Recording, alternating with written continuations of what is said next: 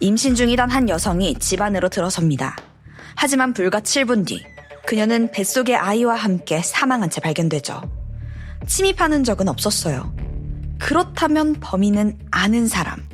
경찰은 확신했죠. 그런데 현장에서 발견된 인형 하나가 그 확신을 산산조각냅니다. 안녕하세요. 토요 미스테리 막내 진행자 디바메이입니다. 2025년 12월 31일 저녁 7시 일본 이바라키현 미토시에 사는 27살 가명 코마츠모토 사토는 퇴근 후 곧장 집으로 돌아왔습니다. 사토 씨에게 이날은 유독 특별한 날이었거든요. 4살 연상의 아내 하루카와 맞이하는 첫 연말이었습니다. 거기에 더해 아내의 뱃속에는 귀여운 아이까지 있었죠. 집에 도착해 현관문에 열쇠를 꽂는 순간 무언가 이상함을 감지합니다. 잠금 장치가 풀려 있던 거예요. 아내는 평소에 문단속에 철저한 편이었습니다. 한 번도 이런 적이 없는데. 사토는 불길함에 곧장 집 안으로 들어갔습니다. 여보, 안에 있어? 그 순간 그는 얼어붙고 말아요. 현관에 아내가 쓰러져 있는 거예요. 상태는 심상치 않았습니다. 온몸이 칼에 찔려 피투성이었고요. 바닥에는 피 웅덩이가 생겼을 정도로 출혈량이 상당히 보였어요. 사토는 급하게 119에 신고를 했습니다. 얼마 뒤 경찰과 구급대가 도착합니다.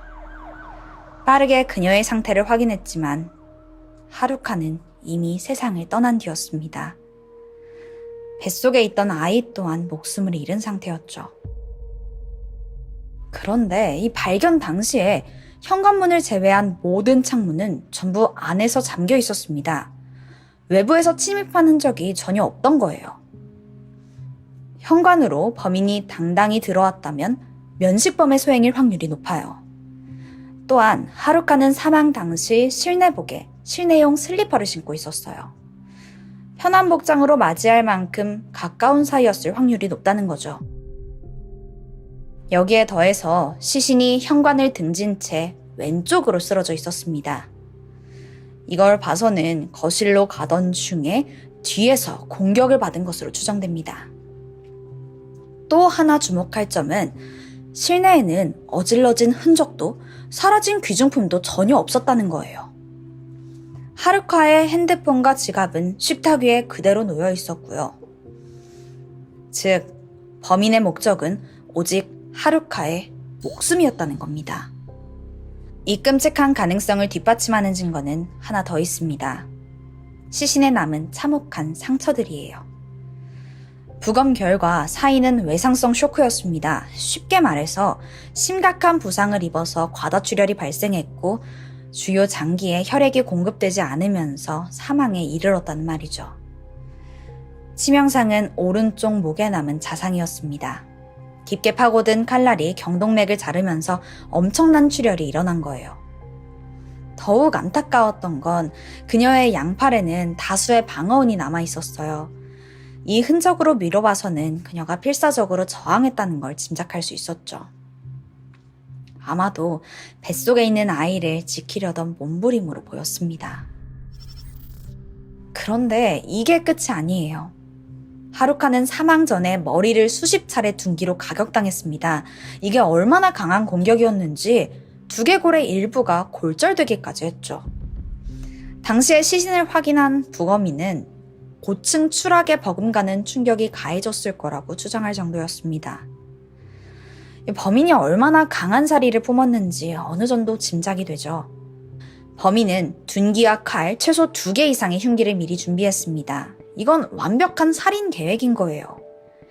경찰은 이 모든 상황을 종합해서 이 사건은 극도의 분노가 부른 계획적인 원한 살인이라고 판단했어요. 대체 누가 그녀에게 이렇게까지 분노하고 또 잔혹하게 살해한 걸까요? 경찰은 즉각 범인 추격에 들어갑니다. 그런데 시작부터 벽에 부딪혀요. 하루카가 살던 동네에 CCTV가 거의 없었던 거예요. 여기가 조용한 주택가라서 큰 길을 달린 몇 대가 전부였고 사건 당일에는 누가 골목을 오갔는지조차 알아내기 힘든 상황이었습니다. 설상가상으로 연말이다 보니까 대부분 집안에서 가족들과 머물고 있었어요. 당연히 골목을 오간 사람도 별로 없었고요. 결국 목격자 탐문까지 실패로 돌아갑니다. 이렇게 막막하던 그때 결정적인 단서 하나가 포착돼요.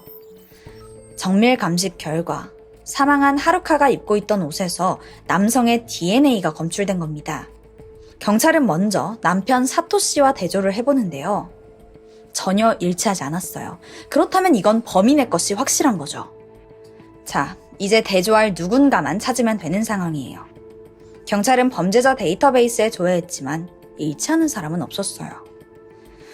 결국 경찰은 하루카의 최근 행적을 되짚으면서 용의자를 좁혀가기 시작합니다. 그러던 중에 유독 눈에 걸리는 물건 하나를 발견해요. 얼마 전에 하루카가 택배 하나를 받았다고 했는데, 정확히는 그녀의 본가로 온 택배였어요. 이게 좀 이상했습니다. 보낸 사람이 명확하지 않았거든요. 그리고 그 안에는 캐릭터 봉제 인형과 경품에 당첨되셨습니다 라는 안내문 하나가 들어있었어요. 마침 하루카가 그 캐릭터를 워낙 좋아했던 터라서 부모님은 당연히 딸에게 온 택배인 줄 알고 전해줬다고 해요. 여러분이 보시기엔 어떤가요? 그냥 흔한 경품 인형처럼 보이기도 하죠. 하지만 우연으로 넘기기엔 뭔가 찝찝했던 경찰은 그 인형을 정밀 감식해보기로 합니다. 그렇게 인형을 뜯어본 순간 사건은 완전히 다른 국면을 맞이해요. 이 인형 안에서 손톱만한 아주 작은 분실 방지 태그가 발견된 거예요. 이게 뭐냐면요. 지갑이나 열쇠에 달아두고 잃어버리면 핸드폰을 통해서 위치를 찾을 수 있는 GPS 기계입니다. 요즘에는 꽤 흔히 쓰이는 편리한 물건이죠. 그런데 이 편리함이 요즘 일본에서는 무기가 되고 있다고 해요. 상대 몰래 이 태그를 붙여서 위치를 추적하는 스토킹 범죄가 몇 년 새 잇따라 터진 거예요. 오죽하면 일본이 2025년 관련 법규까지 만들었을 정도였죠. 어쨌든 문제는 이 태그가 누가 봐도 하루카의 게 아니었다는 거예요. 경찰은 곧장 이 연동 정보를 추적하는데요. 이때 전혀 예상치 못한 엉뚱한 남성이 등장합니다. 그는 바로 28살이던 오우치 타쿠미였습니다. 그런데 이 사망한 하루카와 아무런 접점이 없는 거예요. 사는 곳도 직업도 전혀 다른, 정말 말 그대로 생판 남처럼 보였죠. 이거 사건이 풀릴 듯 풀리질 않아요. 경찰은 하루카의 휴대폰을 샅샅이 확인하면서 남성과의 접점을 찾아냅니다. 그 결과 하루카가 오래전부터 이 남자의 번호를 차단해두고 있다는 게 밝혀져요. 알고 보니까 이 두 사람은 1년 전에 잠깐 사귀다 헤어진 사이였더라고요. 그러니까 오우치는 하루카의 전 남자친구였던 거죠. 물론 옛 연인이라는 것만으로도 범인이라고 확정할 순 없어요.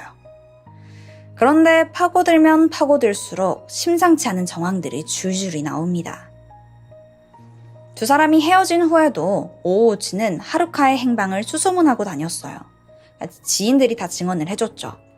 또 사건 당일 집 근처 CCTV에 오우치의 차량까지 찍혔어요. 점점 의심이 좁혀갈 수밖에 없었습니다. 이 모든 정황을 모은 경찰은 2026년 1월 오우치의 집과 차를 압수수색합니다. 그 결과 집 근처 강에서 범행 흉기였던 망치와 가정용 과도를 발견해요. 결정적으로 현장에서 발견했던 신원미상의 남성 DNA와 대조한 결과 99.9% 일치. 범인이 확실시되는 순간이었죠. 경찰은 완벽한 물증을 손에 넣으면서 오우치를 몰아넣는 데 성공해요. 그렇게 2월 10일 오우치는 살인 혐의로 기소됩니다. 한 달 후인 3월 13일에는 스토커 규제법 위반 혐의까지 추가로 더해지죠.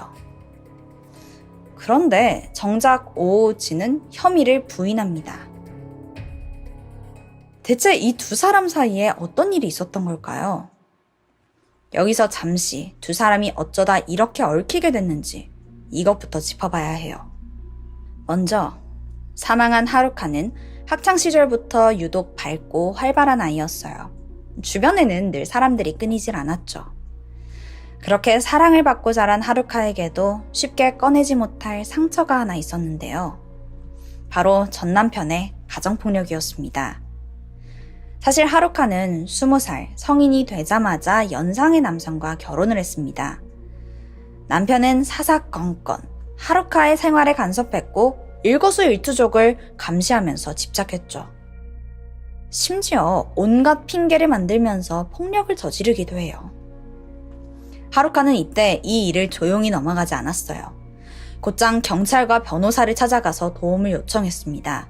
그리고 길고 긴 협의 끝에 겨우 그 지옥에서 빠져나와요. 하루카는 이후에도 주저앉지 않았습니다. 골프장에서 일하면서 생활비를 벌었고 네일리스트라는 새 꿈도 꾸면서 학원을 다녔어요. 학원비가 만만치 않으니까 저녁에는 한 음식점에서 일까지 병행했고요. 그러던 어느 날 식당에 손님으로 온 한 남자를 만나게 됩니다. 그게 바로 오우치였습니다. 오우치는 하루카와는 전혀 다른 삶을 살아왔어요. 그는 이상하리만치 이성에게 인기가 없었거든요. 그렇다고 해서 성격이 나빴던 것도 아니에요. 동창들은 오히려 그를 밝고 의리 있는 친구였다라고 기억했죠. 그런데 유독 연애 쪽으로만 인연이 없었습니다. 학창시절은 물론이고 어른이 돼서도 마찬가지였어요. 오죽하면 친구들 사이에서 못쏠 찐따라고 놀림받았을 정도예요. 여기에서 오는 열등감 때문이었을까요? 오우치는 친구들을 따라서 유흥업소를 드나들기 시작합니다. 억지로라도 여자들과 가까워져 보려고 했던 거죠. 근데 그마저도 뜻대로 안 됐어요. 진짜 연애는커녕 거기서 만난 여성들한테 돈만 쏟아붓고 나왔었으니까요. 그런 오우치에게 하루카는 인생의 구원자처럼 느껴졌습니다. 가게에 갈 때마다 친절하게 웃으면서 자신을 대해주는 그녀의 모습에 깊게 빠져들었죠. 평생 이성에게 관심 한번 제대로 받아본 적 없는 오우치에게는 너무나 특별한 경험이었어요. 처음으로 받은 대가 없는 친절함이었으니까요. 그는 하루카에게 완전히 빠져들었고 그 가게를 몇 번이고 다시 찾았죠. 그렇게 얼굴을 익히다가 두 사람은 연락처를 주고받았고 얼마 지나지 않아 연인이 됩니다. 오우치에겐 인생 첫 연애였어요. 그는 이 사랑이 어지간히도 소중했나 봐요. 단골 가게를 갈 때마다 하루카를 데려가서 저 처음 생긴 여자친구예요. 저보다 누나예요. 막 수줍게 자랑까지 했대요. 친구들도 그맘때 오우치가 늘 붕 떠 있었다고 기억합니다. 두 사람은 여자친구, 그러니까 하루카가 좋아하던 간토의 유명 테마파크에 자주 놀러 갔다고 해요. 오우치에게 그곳은 태어나서 처음 해본 연애에서 가장 반짝이던 순간들이 통째로 담긴 장소였죠.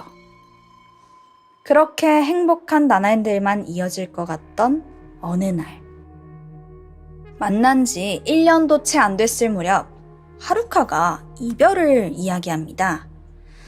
정확한 이유는 사실 알려지지 않았어요. 다만 이후에 오우치가 보인 모습들을 보면 짐작이 가는 구석은 있습니다. 하루카의 헤어지자는 말에 몇 번이나 매달리고 차단당한 뒤에도 막 집요하게 어떻게든 연락을 하는 등 좀 집착적인 모습을 보였던 거예요. 이런 행동들로 연애하는 내내 하루카를 조금씩 숨막히게 하지 않았을까요? 또 전 남편의 악행들을 떠올리게 했을지도 모르고요. 어쨌든 하루카는 마음을 정했고 미련 없이 연락을 끊습니다. 그의 번호도 SNS도 전부 차단해버려요. 이후 그녀는 앞서 말한 사토를 만나서 사랑에 빠졌고 결혼까지 하게 됩니다. 2025년 봄엔 그토록 꿈꾸던 자신의 네일샵도 열었고요. 드디어 온전히 자기 삶을 세우기 시작한 겁니다. 그녀의 새 인생 어디에도 오우치의 자리는 없었습니다. 하지만 그는 이미 끝난 이 관계를 혼자서 끝내지 못하고 있었어요. 차단당한 오우치는 하루카의 지인들을 찾아다니며 그녀가 어디에 사는지 캐묻기 시작합니다. 근데 아무도 알려주지 않았어요. 차단당한 옛 남자친구한테 집 주소를 알려줄 리가 없잖아요. 그렇게 막다른 길에 몰린 오우치는 소름 끼치는 방법 하나를 떠올립니다. 하루카가 지금 어디 사는지는 몰라도 그녀의 본가는 어딘지 알고 있었거든요. 그가 준비한 건 인형이었어요. 하루카가 그렇게 좋아하던 바로 그 테마파크의 캐릭터 인형이었죠. 오우치는 그 안에 자신의 핸드폰과 연동한 위치 추적 태그를 몰래 숨겨둡니다. 그런데 문제가 있죠. 자기가 대놓고 선물하면 하루카가 받을 리가 없잖아요.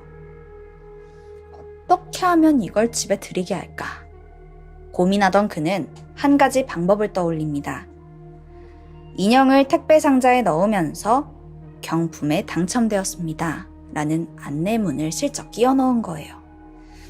하루카가 이런 이벤트 음모를 종종 했던 터라서 부모님도 별 의심 없이 그걸 건네줬고 하루카도 예전에 음모했던 걸 뭐 됐나? 라면서 의심 없이 자신의 집으로 가져갔던 겁니다. 그렇게 오우치는 그녀가 그토록 꽁꽁 숨겨온 집 위치를 손에 넣게 돼요. 주소를 알아낸 오우치는 그때부터 하루카의 집 근처를 맴돌기 시작합니다.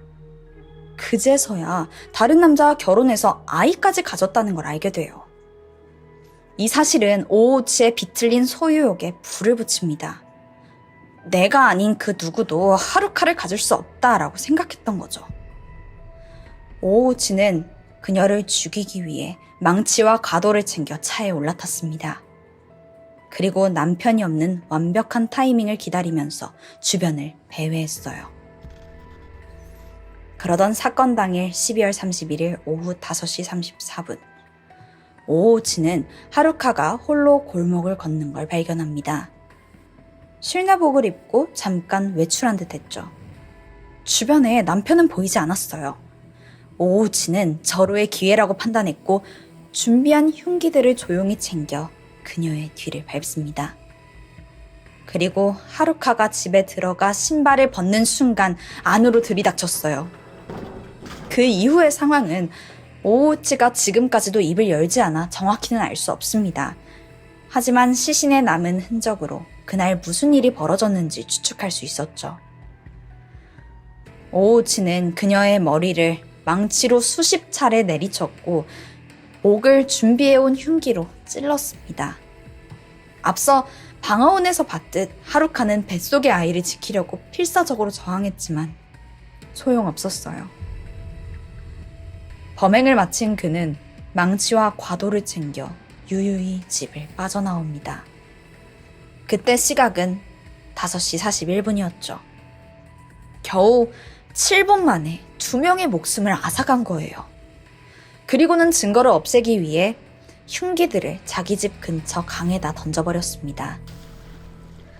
그런데 여러분, 진짜 충격적인 게 뭔지 아세요? 이 두 사람이 교제를 했던 기간은 1년도 채 안 됐다는 거예요. 그 짧은 인연에 그는 대체 왜 이렇게까지 광기를 쏟아넣었던 걸까요? 저는 솔직히 이 부분이 도무지 이해가 안 되더라고요. 끝내 오우치가 입을 다물고 있어서 정확한 진실은 알 수 없습니다. 하지만 전문가들은 이렇게 봐요. 평생 연애 한 번 제대로 못 해본 오우치에게 하루카와의 사랑은 인생에서 처음 거둔 성공이었을 거예요. 그러니까 이 이별은 단순한 헤어짐이 아니라 내 인생이 통째로 실패했다라는 감각으로 부풀려졌겠죠. 그리고 자신의 인생을 실패로 몰아넣은 하루카에게 엄청난 분노를 느꼈을 겁니다. 오우치가 했던 건 이건 사랑이 아니에요. 그저 하루카를 내 성공의 증거로 붙잡아 두려던 집착일 뿐이었죠. 그녀가 자기 손을 떠나려고 하니까 그냥 목숨을 앗아간 거고요. 자, 그렇다면 그의 결말은 어떻게 되었을까요? 여러분, 이 사건은 아직 끝난 게 아닙니다. 오우치는 살인과 스토커 규제법 위반 혐의로 기소됐지만 지금 이 순간까지도 혐의를 부인하고 있어요.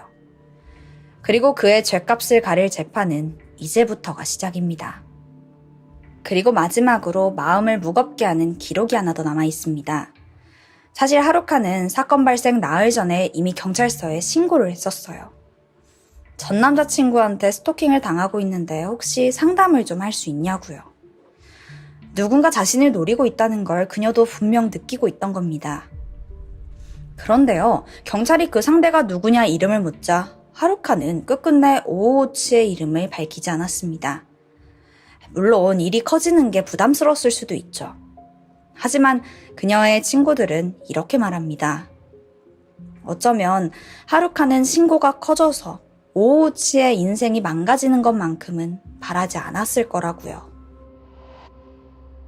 하루카는 폭력적인 결혼에서도 스스로 극복해 나왔고 또 새 삶을 읽어낸 강하고도 다정한 사람이었습니다.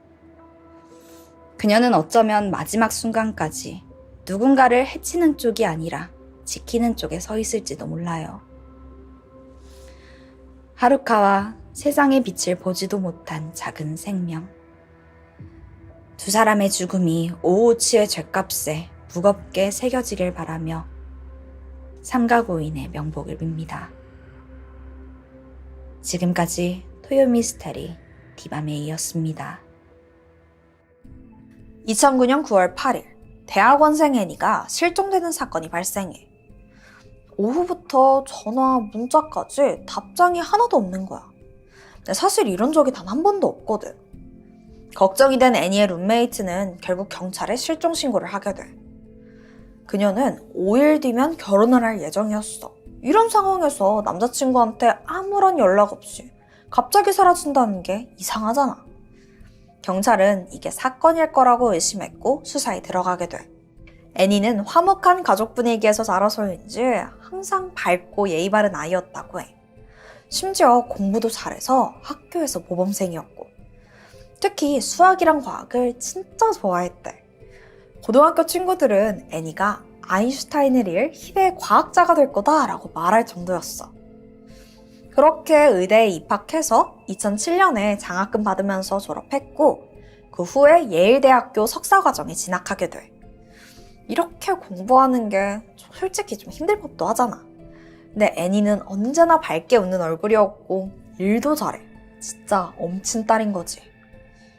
그리고 결혼을 약속한 남자친구 조나단도 있었는데 둘은 대학교 다니면서 만나게 됐어. 애니가 예일대학교에 진학하게 되면서 두 사람은 장거리 연애를 시작하게 돼. 근데 그런 말 있잖아. 몸이 멀어지면 마음도 멀어진다. 그런데 이 둘은 또 달랐어. 매일 몇 시간씩 전화통화하고 또 주말마다 데이트하면서 쭉 사랑을 키워나갔지. 창창한 커리어랑 사랑하는 남자친구, 따뜻한 가족들과 또 친구들까지. 애니는 부족할 것이 하나도 없어 보였어. 근데 그런 애니가 갑자기 잠적을 한다고? 이건 좀 이상하다는 거지. 그리고 이상한 점은 휴대폰뿐만 아니라 지갑, 평소에 들고 다니던 가방까지 다 두고 간 거야. 근데 이게 어딜 가든지 이렇게 소지품을 다 놔두고 가는 건 상식적으로 말이 안 되잖아. 경찰의 수사가 시작된 첫날 CCTV 영상을 통해서 애니의 행적이 확인돼. 그녀가 마지막으로 목격된 건 연구실 건물이었어. 오전 10시쯤 연구실로 가는 모습을 마지막으로 그렇게 사라진 거야. 그런데 이 연구실이 건물 안팎으로 CCTV가 적어도 70대는 설치돼 있거든. 그런데 그 어떤 카메라에도 애니가 건물 밖을 나가는 모습은 없었어. 그러면 건물에 남아있을 확률이 높은 거잖아. 경찰은 내부를 중심으로 수색하기 시작했지. 지하에 위치한 애니의 연구실을 하나하나 뒤져봤어. 연구실 선반에는 실험용 동물들이 늘어져 있었고 그 사체에서는 악취가 또 장난 아니었다고 해. 또 연구 장비들은 빽빽하게 늘어져 있었고, 그러니까 이 연구 관련된 물품 외엔 아무것도 없는 거야. 애니의 행방은 여전히 오리무중인 거지. 그래서 다시 그 지하층에 근무하던 다른 연구원들한테도 물어봤는데 다들 당일 오전 이후에는 그녀를 본 적이 없대. 근데 이런 연구실은 아무나 출입할 수 없어. 그러다 보니까 건물 드나드는 사람은 적어도 얼굴은 다 아는 사이거든. 그러니까 그녀를 어디 가는 모습을 봤다 하면 누구든 한 명쯤은 기억했을 거란 말이지. 게다가 곳곳에 있는 CCTV까지 다 피해서 이렇게 증발한 것처럼 사라지는 게 말이 돼?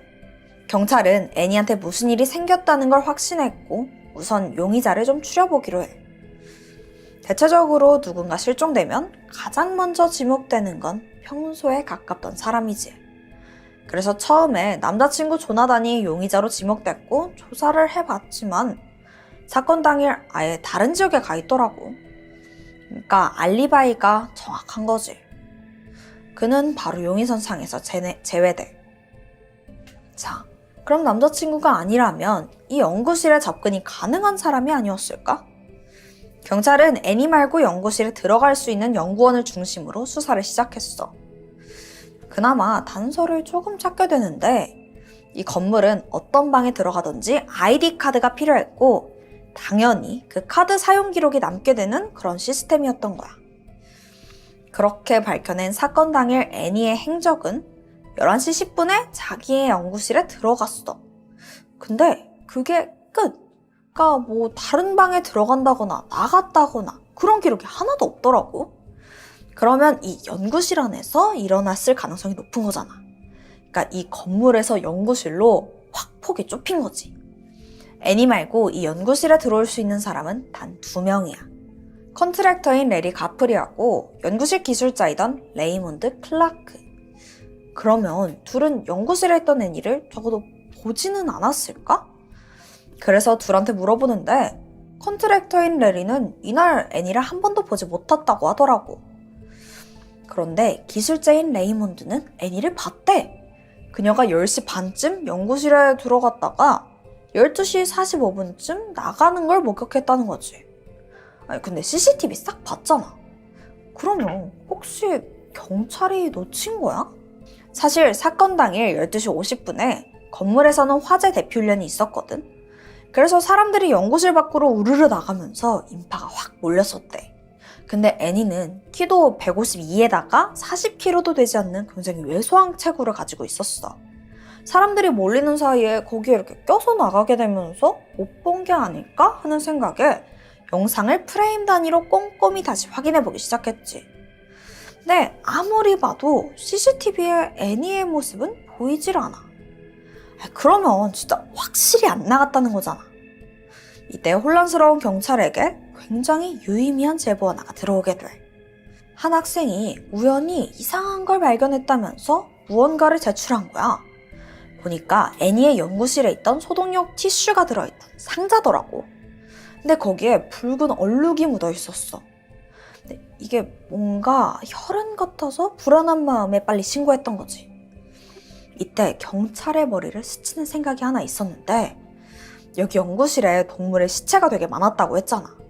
그래서 부패하는 냄새가 진동을 했었었고 만약 애니에게 무슨 일이 생겨서 이미 사망한 상태라면 이런 연구실이 줄줄이 있는 지하층이 은폐하기 딱이라는 거지. 경찰은 우선 애니의 연구실을 더 조사해보기로 결정해. 그러던 와중에 재활용 쓰레기통 안에 검붉은 얼룩이 묻은 엑스라지 사이즈의 노란색 영국 가운을 찾아냈어. 조사 결과 이건 혈흔이었지. 꼼꼼하게 다시 수색해보는데 그 밖에 새로운 단서는 발견되지 않아. 근데 거기에 창고로 쓰여서 따로 확인하지 않았던 방이 하나 있었거든. 근데 거기가 그냥 창고 방이다 보니까 아이디 카드는 따로 사용하지 않고 그냥 서류에다가 서명만 하더라고. 그래서 처음에 그 명부를 그냥 한번 싹 훑어봤는데 거기에 애니의 이름은 없던 거지. 그래서 뭐 여기에는 별거 없겠거니 해서 따로 수색을 안 했었대. 근데 그 연구실을 좀 집중적으로 수색해보기로 했어. 막 뒤져보는데 바닥에 반짝이는 뭐가 있더라고. 그건 금속 비즈였어. 이게 보니까 애니가 항상 하고 다니던 목걸이에 있던 비즈인 거야. 자, 이때 경찰은 이 방에서 사건이 발생했다고 생각했고 이때부터 수사 규모를 키워서 과학 수사도 이뤄지게 돼. 혹시나 하는 마음에 이 방 전체에 루미놀 검사를 해보게 되는데 그리고 충격적인 장면이 펼쳐져. 이 방 벽부터 바닥까지 온통 피 범벅이었던 거야. 자, 일단 증거를 하나하나 살펴보자. 애니의 연구실에서 발견된 피 묻은 실험 가운과 티슈 상자부터 창고에서 발견된 애니의 끊어진 목걸이 조각, 그리고 검출된 엄청난 양의 혈흔까지. 이 사건은 더 이상 실종 사건이 아니었어. 게다가 애니의 연구실에서 피 묻은 실험용 실리콘 장갑과 양말 한 짝이 발견되면서 애니가 누군가에 의해 살해당했을 거라고 경찰은 생각했지. 이 직후에 건물은 봉쇄됐어.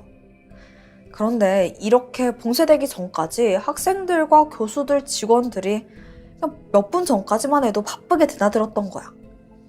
이제서야 폴리스 라인이 쳐지고 경찰은 이제 건물 안에서 애니의 시신을 찾기 시작해. 범인은 연구실 동물들로 시신이 부패하는 냄새가 가려지길 바란 것 같아. 하지만 간과한 사실이 있지. 바로 그 두 개의 냄새는 너무나 명확하게 달랐거든. 동물 냄새에 묻혀서 정확하진 않지만 시간이 지날수록 그 냄새가 진동하기 시작했어. 하지만 생각보다 수색이 빠르게 진행되질 않는 거야. 결국 수색견이 동원돼. 그런데 모두의 예상과 다르게 수색견은 창고방이 아니라 화장실 쪽으로 가더라고. 그리고 화장실 안쪽에 있는 벽 앞에 멈춰섰어. 정확히는 그 벽 밑에 있는 작은 정사각형 모양의 철제 문 앞이었지. 근데 사진 속으로도 보이겠지만 이 문이 상당히 작거든. 그러니까 사람의 몸이 들어가기엔 좀 택도 없어 보이는 거지. 수사관은 의문스러운 마음에 그냥 갸우뚱하면서 그 문을 열어봤어. 그리고 드디어 애니를 발견하게 돼. 그녀는 벽 속 단열재 뒤에 구겨져 있더라고. 범인이 애니를 숨기기 위해서 거의 우겨놓은 듯해 보였어. 머리는 바닥을 향해서 거의 처박혀 있었고 양 다리는 뒤로 접혀서 무릎이 위로 가 있는 상태였지. 게다가 심한 타박상을 입은 듯해 보여. 특히 얼굴 상태가 너무 심각해서 얼굴만 보고는 애니라고 판단하기 어려울 정도였다고 해. 그리고 시신에는 손과 발에 각각 실험용 장갑 한 짝과 흰색 양말 한 짝이 신겨져 있더라고. 애니의 실험실에서 발견된 피 묻은 장갑과 양말과 같은 거였어.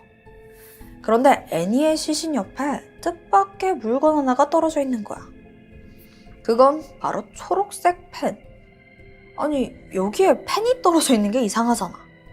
경찰은 이게 분명 범인의 것이라고 생각했고 증거품으로 회수하게 돼. 애니의 시신은 바로 부검됐는데 사인은 질식이었어. 몸 곳곳에 골절은이 발견됐고 턱뼈와 쇄골뼈는 그녀가 살아있을 때 부러진 것 같더라고. 시신이 발견된 건 9월 13일이었어. 이날은 애니와 남자친구 조나단의 결혼식이 예정된 날이었지. 행복해야 할 이날, 이 끔찍한 소식을 듣게 된 거야. 한편 대학원 연구실 건물 벽 안에서 시신이 발견됐다는 소식에 예일대학교 학생들은 모두 충격을 받았어. 애니의 친구들은 그녀는 절대로 누군가에게 미움받을 행동을 한 적이 없다면서 대체 왜 이런 일이 벌어진 건지 이해하지 못하겠다는 반응들이었지. 대체 누가 애니를 이렇게 끔찍하게 살해한 걸까? 경찰은 빠르게 다시 용의자를 찾게 돼. 사실 이미 아주 유력한 용의자가 한 명 있었어. 애니가 실종된 당일 그녀를 본 사람은 아무도 없었거든. 근데 단 한 사람, 레이먼드 클라크만 그녀를 목격했다고 증언한 거지. 거기에 더해서 계속된 이상한 행동까지. 의심받기 충분했지. 레이먼드는 애니가 실종된 후부터 애니 연구실에서 냄새가 난다, 동물 관리가 제대로 안 된 것 같다 이러면서 주인 없는 연구실을 계속 청소하려고 했다는 거야. 게다가 피 묻은 티슈 상자가 발견됐을 때 그걸 슬쩍 버리려고 했다더라고. 하지만 이건 아직 심증일 뿐이지. 물증을 잡기 위해서 경찰은 그의 아이디 카드 출입 기록을 조회하게 돼. 아니나 다를까 애니가 사라진 9월 8일 그는 그녀의 연구실을 총 55번이나 들락날락했던 게 밝혀져. 누가 봐도 수상할 정도로 많은 횟수였지. 게다가 창고 연구실에 들어갈 때 서류에 서명해야 된다고 했잖아? 거기에 그의 이름이 남아있기도 했어. 물론 그냥 물건 가지러 갔나 보다 했을 수도 있지. 근데 문제는 서명한 펜의 색깔이야. 레이몬드의 이름은 9월 8일에 총 3번 서명돼 있었어. 오전에 한 번, 그리고 1시 반에 한 번, 마지막으로 3시 48분에 한 번이었지. 근데 오전과 1시 반에는 초록색으로 쓰여 있었는데 마지막인 3시 48분에 방문했을 땐 펜색이 바뀌었더라고. 네, 기억나?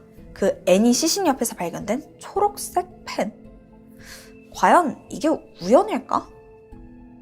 경찰은 CCTV도 다시 확인해보게 돼.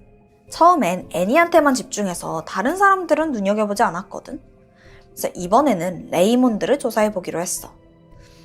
레이몬드는 노란색 영국 가운을 입고 있었는데 애니의 연구실 재활용 쓰레기통에서 나온 그 엑스라지 사이즈의 노란 영국 가운과 같은 거였지. 경찰은 레이몬드의 DNA를 채취해서 애니의 시신과 같이 발견된 그 초록색 펜, 그리고 피 묻은 노란 영국 가운과 맞는지 검사했고 DNA는 일치했어. 레이몬드가 범인이 맞았던 거야. 그는 곧바로 체포돼. 레이몬드는 자신의 범행은 인정했지만 사건 당시 상황에 대해서나 범행 동기에 대해서는 끝까지 입을 열지 않더라고. 그래서 당일 사건의 정황은 정확히 알 수 없었지만 경찰들이 추론하기론 11시 4분 레이몬드가 애니의 연구실에 들어가면서 모든 일이 시작됐지. 그때 애니는 혼자 연구실 안에 있었어. 레이몬드는 46분 동안 그 안에 있었는데 아마 그 사이에 사건이 발생한 걸로 보여. 그는 애니가 사망한 걸 알고 패닉 상태로 시신을 숨길 곳을 찾아본 것 같아. 연구실 천장과 벽에 무언가를 뒤져본 듯한 그의 지문이 여러 개가 발견됐거든. 레이몬드는 우선 그녀의 시신을 창고 연구실에 숨겨두게 돼. 그때 화재 경보음이 울리면서 소방훈련이 시작됐고 인파가 몰린 틈에 재빠르게 입고 있던 영국 가운을 벗어서 재활용통에 버리고 밖으로 나갔던 거야. 그는 밖에 나간 동안 애니의 시신에서 계속해서 피가 흘러나왔어. 그래서 이 방 안에 많은 혈흔이 발견되었던 거고. 레이몬드가 다시 건물 안으로 들어왔던 건 3시 40분쯤. 애니의 시신을 화장실 벽에 숨겼고 이때 그가 가지고 있던 초록색 펜이 떨어진 거야. 2011년 3월 17일 레이몬드는 애니레의 살인과 강간미수로 징역 44년을 선고받았어. 그런데 아직 의문이 남아있어. 레이몬드가 애니를 살해할 이유가 전혀 없다는 거야. 둘은 평소에 오가면서 그냥 얼굴만 알 뿐 개인적인 친분은 전혀 없는 사이였거든. 몇몇 사람들은 레이몬드가 애니에 대한 질투심으로 살해한 거 아니냐고 추측하기도 했어. 애니의 인생은 그야말로 완벽해 보였으니까. 레이몬드가 법정에서 한 말 한번 들어볼래?